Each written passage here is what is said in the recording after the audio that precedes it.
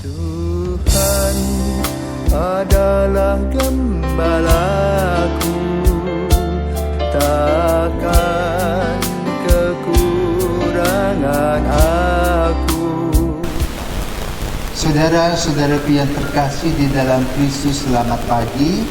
Salam jumpa lagi dalam Sabda Siap Saji Selasa 25 April 2023, di mana kita merayakan pesta Santo Markus, pengarang Injil. Marilah kita berdoa dalam nama Bapa, Putra, dan Roh Kudus. Amin. Pada Paskah cerah mulia yang bermandikan cahaya, para rasul menyaksikan penampakan Yesus Tuhan. Luka Yesus yang mulia menopang iman mereka sehingga menjadi duta. Pewarta Tuhan yang jaya, kami mohon ya Pencipta, agar dalam masa Paskah kami selalu Kau jaga dari tipu daya dosa. Mulialah Engkau ya Tuhan yang bangkit tak terkalahkan, bersama Bapa dan Roh-Nya sepanjang segala masa. Amin. Allah Bapa penyelamat umat manusia, Engkau memuliakan Santo Markus karena pewartaan Injil. Kami mohon kepadamu semoga pandangannya memperdalam iman kami, serta mendorong kami mengikuti jejak putramu dengan setia, sebab dialah putramu dan pengantara kami, kini dan sepanjang masa. Amin. Tuhan bersamamu dan bersama rohmu. Inilah Injil Yesus Kristus menurut Markus. Dimuliakanlah Tuhan. Markus bab 16 ayat 15 sampai dengan 20. Pada suatu hari Yesus bangkit dari antara orang mati, menampakkan diri kepada ke-11 murid dan berkata kepada mereka, "Pergilah ke seluruh dunia, beritakanlah Injil kepada segala makhluk. Siapa yang percaya dan dibaptis akan diselamatkan, tetapi siapa yang tidak percaya akan dihukum. Tanda-tanda ini akan menyertai orang-orang yang percaya. Mereka akan mengusir setan-setan demi namaku. Mereka akan berbicara dalam bahasa-bahasa yang baru bagi mereka. Mereka akan memegang ular sekalipun minum racun maut. Mereka tidak akan mendapat celaka. Mereka akan meletakkan tangannya atas orang sakit, dan orang itu akan sembuh." Sesudah berkata demikian kepada mereka, terangkatlah Yesus ke surga, lalu duduk di sebelah kanan Allah. Maka pergilah para murid memberitakan Injil ke segala penjuru, dan Tuhan turut bekerja dan meneguhkan firman itu dengan tanda-tanda yang menyertainya. Demikianlah sabda Tuhan. Terpujilah Kristus. Saudaraku terkasih, siapakah Markus? Markus bukan dari salah satu dari ke-12 rasul, melainkan ia saudara sepupu dari Barnabas. Barnabas juga bukan rasul, tapi murid Yesus. Kita kenal ada 70 murid Yesus.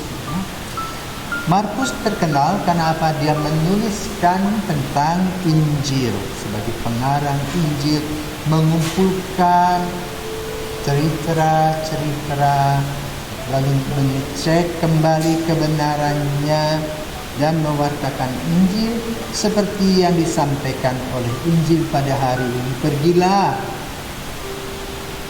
wartakanlah Injil ke segala makhluk.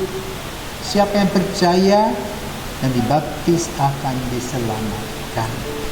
Dan Markus salah satu orang yang dalam perjalanan hidupnya bersama-sama dengan Nanti Paulus. Mereka menjadi pahlawan-pahlawan atau orang-orang yang luar biasa dalam pewartaan.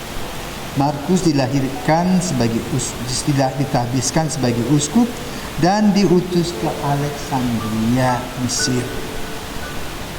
Jadi saudaraku terkasih, kalau kita perhatikan secara geografis, Turki, Yunani, Yunani, Turki, kemudian Israel, kemudian juga Mesir dan juga Maroko. Itu boleh katakan daerah yang tidak terlalu jauh, sama seperti kalau kita pergi ke Sumbawa, ke Flores, ke Banyuwangi. Maka pewartaan itu bisa dilaksanakan dengan perjalanan jalan kaki, naik kuda. Dan mereka selalu berkumpul. Kenapa? Hidup mereka selalu gotong royong, baik sebagai petani maupun sebagai penjualan ikan. Mereka biasa kumpul di pasar-pasar. Dan inilah tempat pewartaan. Ya. Maka itu pewartaannya mempunyai satu nilai yang luar biasa. Digambarkan oleh Injil Markus setelah Yesus naik ke surga. Nah, di manakah letak Yesus naik ke surga? Itu berada di luar kota Yerusalem. Dan tempat itu sekarang dikuasai oleh pengusaha Arab yang beragama Muslim. Ruangannya ya sebesar ruangan kita ini, ruangan doa ini. Di sana digambarkan bahwa Yesus naik ke surga dan para murid melihatnya dengan sukacita. Kenapa? Mereka sudah diberikan oleh Tuhan Yesus terang Roh Kudus, maka Yesus menghembuskan nafas atau rohnya yang mengatakan terimalah Roh Kudus, dan mereka kemudian hidup dalam sukacita dan damai sejahtera. Mereka bisa mengerti bahasa-bahasa cinta yang diuraikan salah satu dari mereka. Inilah yang disebut glosalia, bahasa terang Roh Kudus, bahasa cinta.